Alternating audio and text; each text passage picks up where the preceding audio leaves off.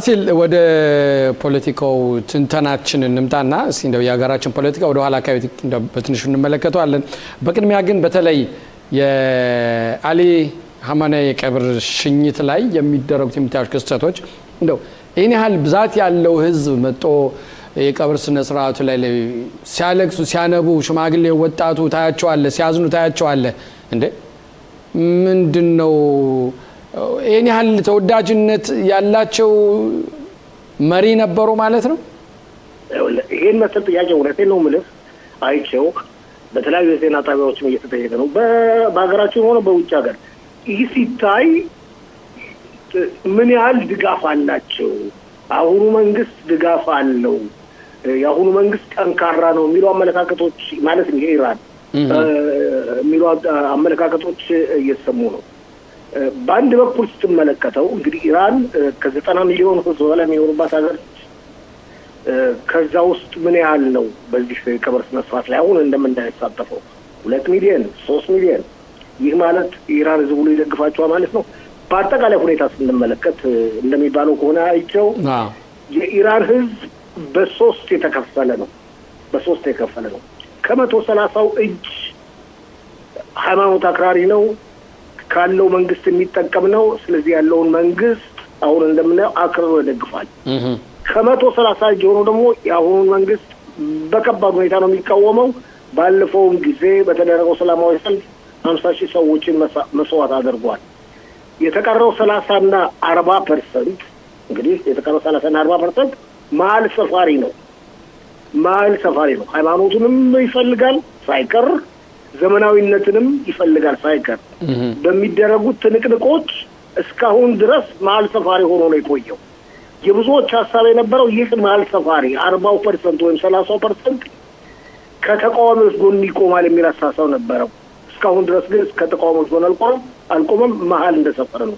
በአጠቃላይ ሁኔታ ስንመለከተው ሃይማኖቱን ይደግፋል። የሺህ ሃይማኖት ተከታይ ነው፣ ለዘብተኛ ነው፣ አክራሪ አይደለም። ከዛ በተጨማሪም ደግሞ ዘመናዊነትን ይፈልጋል። እንዴት ሊሆን ይችላል ግን ይሄ ጉዳይ? ሃይማኖተኛ ነኝ ብሎ አክራሪነትን እየደገፈ ዘመናዊነትን ማዘመን ይቻላል ወይ? ማዘመን ለዘብተኛ ነው፣ አክራሪነትን አይደለም ይደግፋል። መቼም ያው ተቃውሞ እስካልወጣ ድረስ ይደግፋል ማለት ነው። ፋሲል የግድ ለመደገፍ ተቃዋሚውን መውጣት የለብህም። ዝም ብለህ መቀመጥህም እኮ ይሄ አሁን ያለው መንግስት ያክራሪን መሀል ሰፋሪ ቢሆንም አሁን የሚመራው መሪም እንደግፋለን ማለት ነው። ምንም ድምጽ አውጥተው ባይናገሩም በአንድ በኩል ሊመስል ይችላል። እንደዛማ ሊሆን ይችላል። ምክንያቱም ምንም ካላደረጋቸው እነሱ ላይ ጫና ካላደረገ የአሁኑ መንግስት በመሀል ሰፋሪዎች ላይ እንደምትመለከተው ጫና አያደርግም። ጫና የሚያደርገው በተቃዋሚዎቹ ላይ ነው። ስለዚህ ምን ጨነቃቸው? ግን እንደሚባለው ከሆነ ለምሳሌ አይቸው የኢኮኖሚ ሁኔታ ከባድ ችግር ካመጣ፣ በጦርነቱ ከፍተኛ ጉዳት ከደረሰ ይህ መሀል ሰፋሪ ወገን ወደ ተቃዋሚነት ሊለወጥ ይችላል። ያም ሆነ ይህ አሊ ሀሚናይ ማለትም አያቶላው የዓለም ሺዎች መሪ እንደማለት ናቸው። እንግዲህ ሁላችንም አሁን ደጋግመን እንደምንለው ሱኒና ሺ አለ። ሺዎች ኢራኖች፣ ኢራቆች፣ ሊባኖስ ውስጥ ያሉት እስላሞች ናቸው። በሌላውም አካባቢ እንደዚህ የተወሰኑት በሚሊዮን የሚቆጠሩም አሉ። የነዚህ ሃይማኖት ማለትም ኢራቅ ለሚገኙት ሺዎች እንግዲህ አስቀድሜ ተናግሬያለሁ። የኢራቅ ህዝብ አብዛኛው ሺ ነው ለሚገኙት ሺዎች። ከዛም አልፎ ተርፎ ኢራን ለሚገኙትን ሺዎች፣ ሊባኖስ ለሚገኙትን ሺዎች ሁሉ መሪ አሊ ሀሚናይ ናቸው።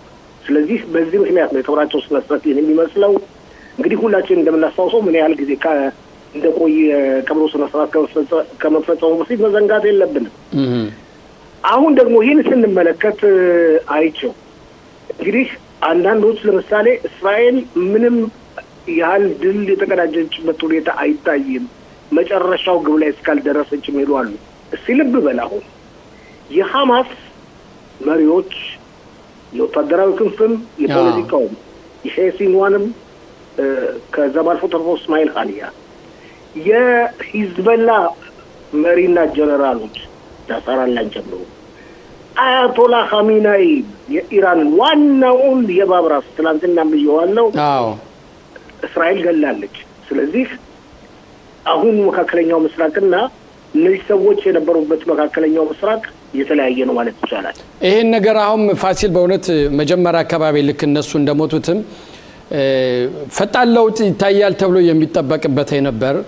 በተለይ ደግሞ በአሁኑ ሰዓት አሁን በሚካሄደው በአሊ ኻሜኔይ የቀብር ስነ ስርዓት በሚካሄደው አሁን ያለው መንግስት የበለጠ ተጠናክሮ የወጣበት ምክንያት ወይም የሚያሳይ መስሎ ይታያል። እንደውም አንዳንዶች ሁሉትም ከጦርነቱ በፊት ከነበረው ጨካኝና አረመኔ ሆኖ የቀረ መንግስት ነው። እስራኤልና አሜሪካ ከመጨረሻው ስራቸውን አልሰሩም የሚሉ አሉ። ይኸውልህ አንደኛ አስቀድሜው የተናገርኩት ውስጥ ወጥመድ ውስጥ ገባህ እንታ። ይኸውም ይህን ያህል ሰው በመውጣቱ የተጠናከረ ነው የሚሉ ብዙ ናቸው ብያለሁ። ምልክት የመጠናከር ምልክት አይደለም። አስቀድሜ ተናግሬያለሁ። ስንት ሰው ወጣሁ በቀብሩ ስነ ስርዓት? 2 ሚሊዮን እንበል፣ ከዛ በላይ 3 ሚሊዮን፣ ከዛ በላይ 4 ሚሊዮን። የኢራን ህዝብ 90 ሚሊዮን ህዝብ ነው። አንድ እስራኤልና አሜሪካ መጨረሻውን ግባቸውን አልፈጸሙ። እውነት ነው፣ ግባቸውን አልፈጸሙ። ያልፈጸሙበትም ደግሞ ምክንያት አለ። በዚህ ምክንያት ላይ እስራኤልና አሜሪካ የተለያዩ ናቸው። አሜሪካ የዓለም ኢምፓየርና መሪዋም የዓለም ንጉስ እንደማለት ስለሚቆጠሩ ለዓለም ማሰብ ስላለባቸው የሆርሙስ ወሽመጥን ኢራን ለመዝጋት ግብግብ ስለገጠመች ይህን ለማስተካከል ሲሉ የራሳቸው ጣጣ ደግሞ በአሜሪካ ስላለ ምርጫ ምን ማድረግ አይቻልም። ዲሞክራሲ ሀገር ነች አሜሪካ። ምርጫ ስላለ ለጊዜው ላቁም ብለው ይህን ጦርነት አቁመዋል። እስራኤል ግን በቀጠልኩ ማለት ነበር፣ እቀጥላለሁ ብላ ነበር። ምክንያቱም ያልተጨረሱ ቦታዎች ስላሉ። ነገር ግን እንደገና መመለሳቸው አይቀርም ነው የሚባለው። አሁን ሰሞኑን እንደሰማው ሁሉ ጠቅላይ ሚኒስትር ቢንያሚን ኔታንያሁና የአሜሪካው ፕሬዚደንት ዶናልድ ትራምፕ የስልክ ውይይት ካደረጉ በኋላ ጠቅላይ ሚኒስትሩ በዚህ ሳምንት ወይ የሚቀጥለው ሳምንት አሜሪካን ይጎበኛሉ ተብሎ ይጠበቃል። በአጠቃላይ ሁኔታ ስንመለከት ትክክል ነህ። አሜሪካም እስራኤልም ግባቸውን አልመቱም፣ አልፈጸሙም። ነገር ግን ወደፊት እንደሚፈጽሙ ምንም ጥርጥር የለም የሚሉ ብዙዎች። ይሄ ግን አሁን አልፎ አልፎ ፋሲል ካሁን በፊት እንዳየነውም የተኩስ አቁም ስምምነት ከተደረገ በኋላም በተለይ ከአሜሪካ ጋር አልፎ አልፎ ግጭት የሚፈጠርበት የሚከሰትበት፣ ኢራኖችም ቢሆን አልፎ ቁጭ የማይሉበት፣ እንዲያውም የበላይነት እነሱ በጦርነቱ አሸናፊው ነው እንደመጡ እንደቀረቡ ነው የሚታዩበት ሁኔታም አለና በዚህ አይነት ሁኔታ እየቀጠለ ስለ ድርድር ሰላሙ እንግዲህ በዚህ ሳምንት መሰለኝ ይጀምራል ተብሏል ወይም ይታደሳል ተብሏል። በፓኪስታን የት ሊወስደን ይችላል?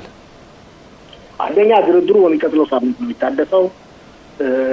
ሰምተህ እንደሆነ ፕሬዚደንት ዶናልድ ትራምፕን የሁለተኛው 250ኛውን ዓመት የአሜሪካ የነጻነት በዓል ምክንያት በማድረግ ባደረጉት ንግግር 1 ሳምንት የሞተውን መሪያቸውን እንዲቀብሩ እረፍት ሰጠናቸዋል ብለዋል እና በ18 በጁላይ 18 ወይ ሐምሌ 18 የቀብር ማለትም ድርድሩ በፓኪስታን ዋና ከተማ ኢስላማባድ ላይ ይካሄዳል ተብሎ ይጠበቃል።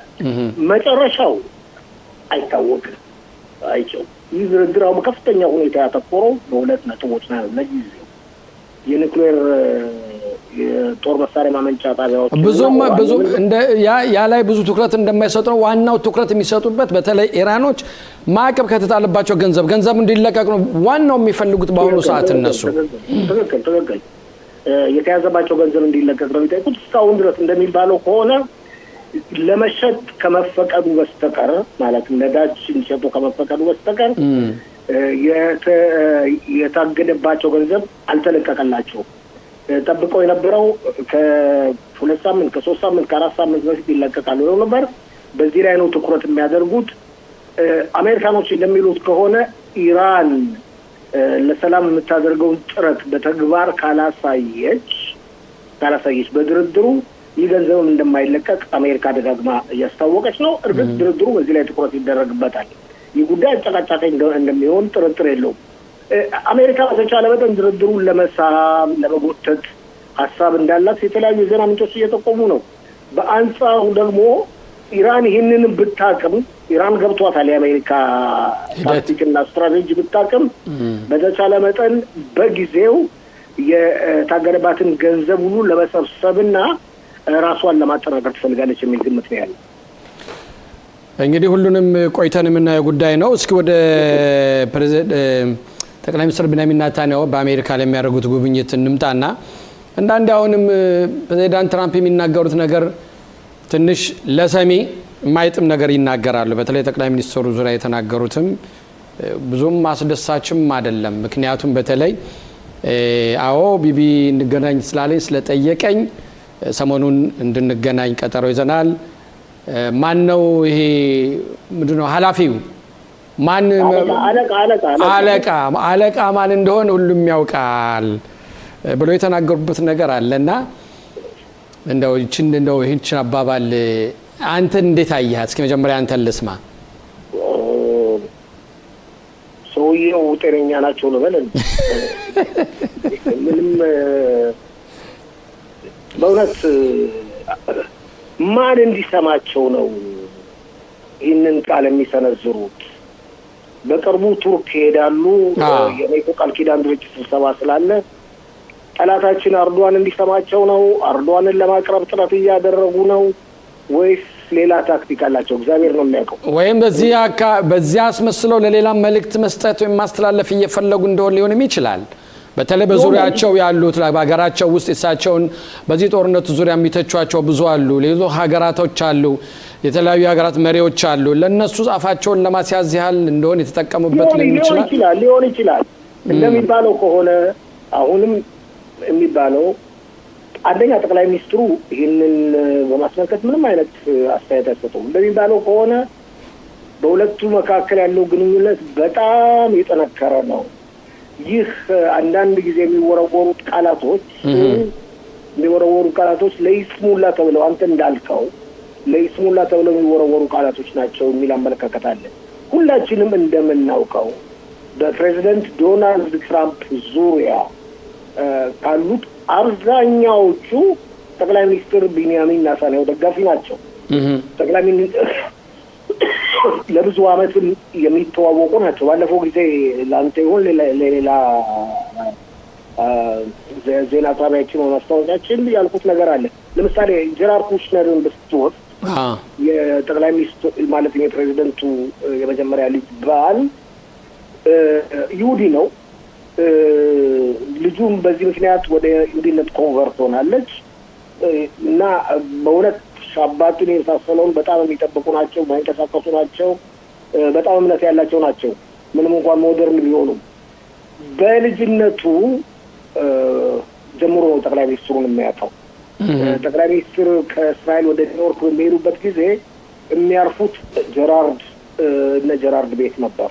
አልጋይን እንደውም እየለቀኩ ነበር ሲነገር ተሰምቷል።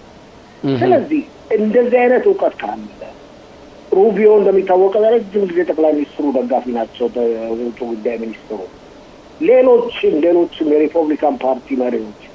ስለዚህ በሁለቱ መሪዎች መካከል ያለው ግንኙነት ምንም እንኳን ፕሬዚደንት ዶናልድ ትራምፕ አንዳንዴ ገደብ ያልፉም አይቸው በጣም ጠንካራ መስሎ ነው በእኔ በኩል የሚታየኝ።